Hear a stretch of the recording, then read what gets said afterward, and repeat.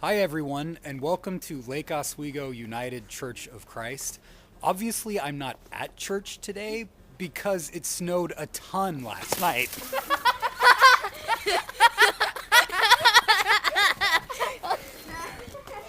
They're cute and funny, aren't they?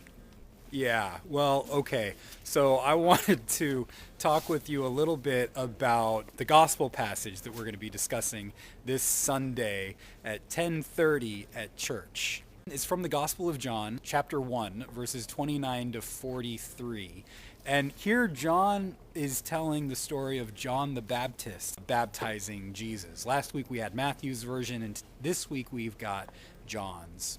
And John uses three really important metaphors when he tells the story. They're images of God. And John says that Jesus is the Lamb of God. He also calls Jesus the Son of God. And John says that when Jesus was baptized, that John the Baptist saw a dove, the Spirit of God descending like a dove upon Jesus. So these are three images that John is using for Jesus and for God. And I wanted to talk with you specifically about Son of God, because we progressives often have a hard time with this Son of God language. And I just wanted to briefly tell you why I think it's important that we reclaim Jesus as the Son of God.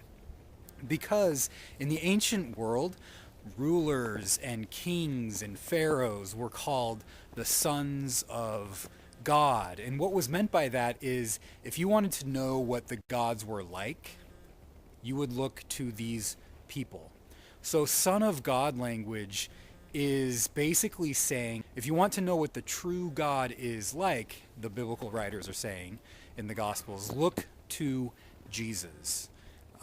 And this is important because there are so many different images of God found throughout the Bible. There are violent images of God, there are peaceful images of God, and what do we do with them?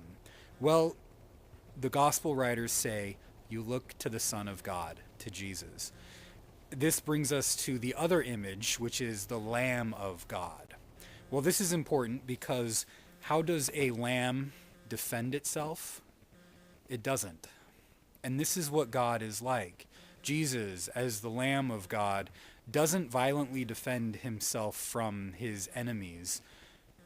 Instead, he loves them. He lives out his teaching to love your enemies as you love yourselves. He loves them while he stands up for justice in the world. And this is why this passage is so important and these images are so important, because it shows us the non-violent love of God. The final metaphor is that the Spirit descends upon Jesus like a dove. A dove is this ancient image of peace. This is what God is like.